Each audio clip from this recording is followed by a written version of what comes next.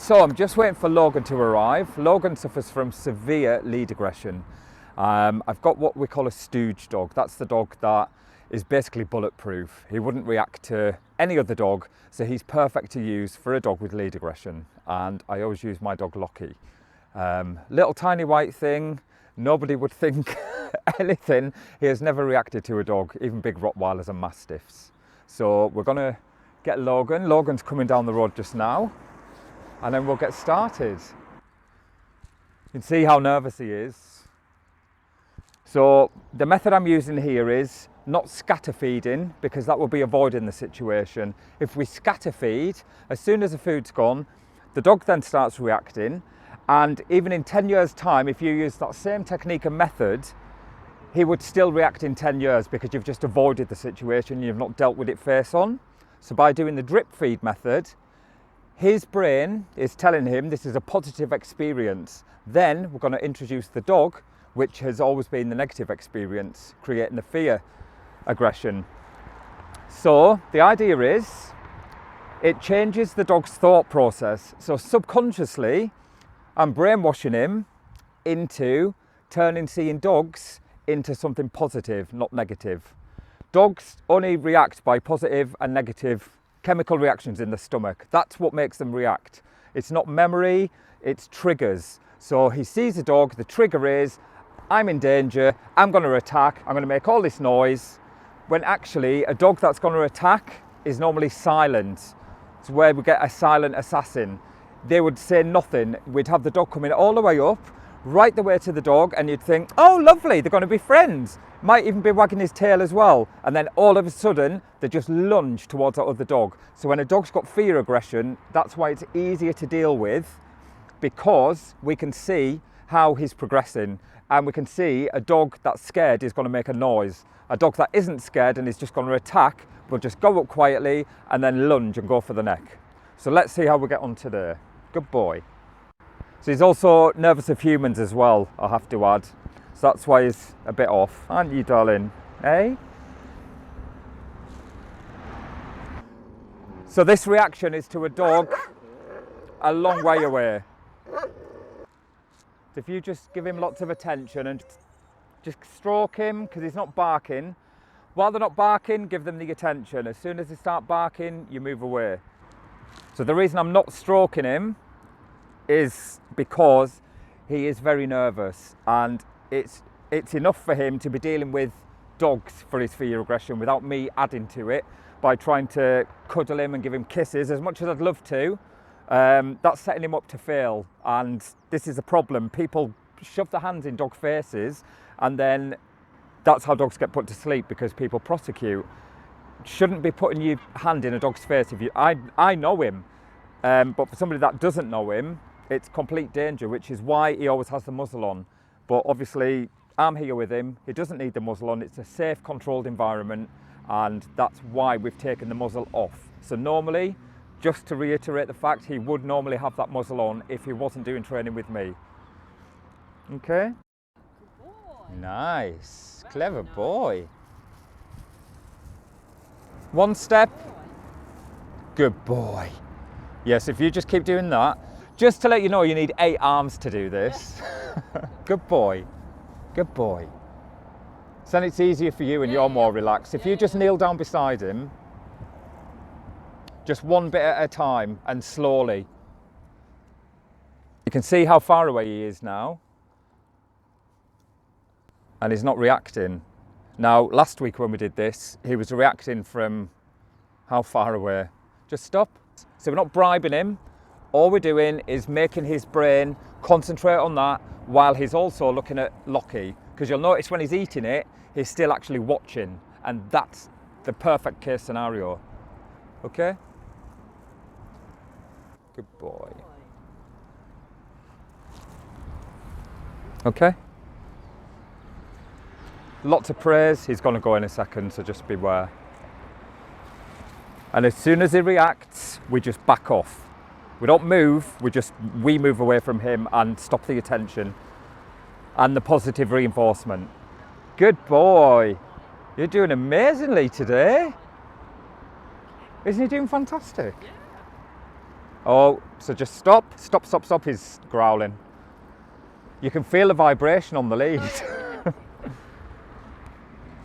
So he's growling, but I can assure you, last week, how long ago? 2 sessions we've done, and he was probably one end of the road to another. I don't know how many meters it would have been. It was a long way. Good boy. So as soon as he stops growling, lots of praise, stroking him and petting him. Oh, so he is moving forward now. So we're going to allow him to do that. But as soon as he starts barking, I'm going to stop. But the fact he wants to go forward is a really good thing. So we'll wait, stop there. Don't want to do it too soon. Okay?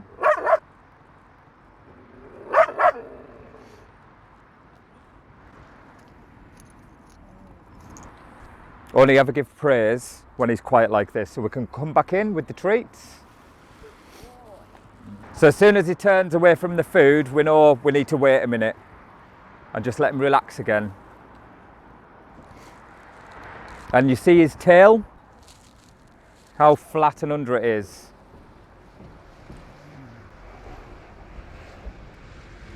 Good boy. Keep going, Ingrid, Yep. the whole time. Yep. Unless he makes. Stop.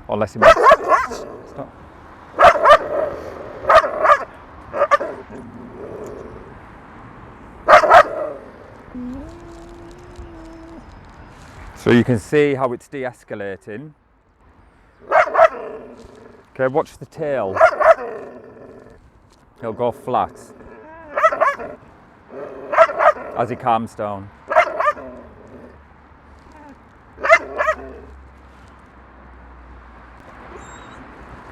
See? Good boy, he's fine.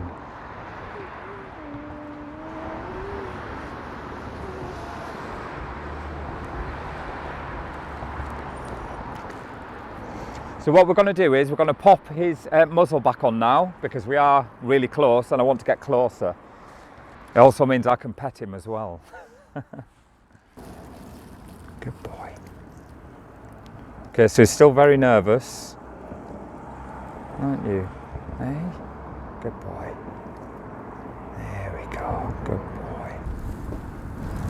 boy. So if you look how far away that dog is, how far away Lockie is to him, he's never been this close, has he? No. Good boy. Good boy. There we go. Good boy. Keep going. This is good. Stop!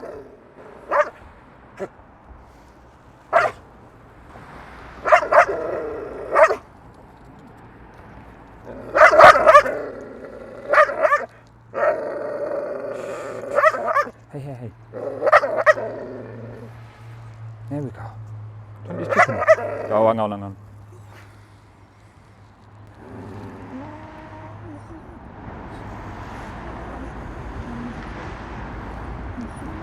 And just to clarify, this is not what we call flooding, okay? So don't be misinterpreting this.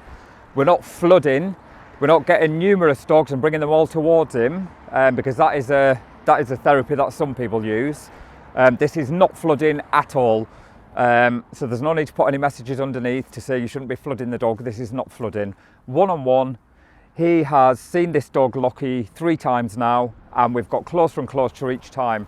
This is the kindest way to do it, because the alternative is there's this way, my way, there's flooding, which is cruel, and then you've got avoidance, which is just as cruel. Because if I keep Logan away and I only walk him in the dark and he never comes across another dog, you've got a perfect dog.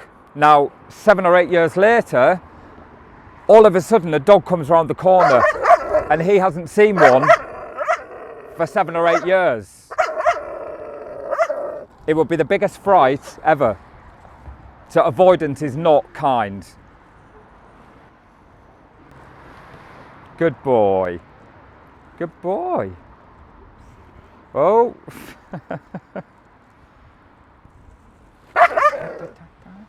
So we're going to leave it here for today.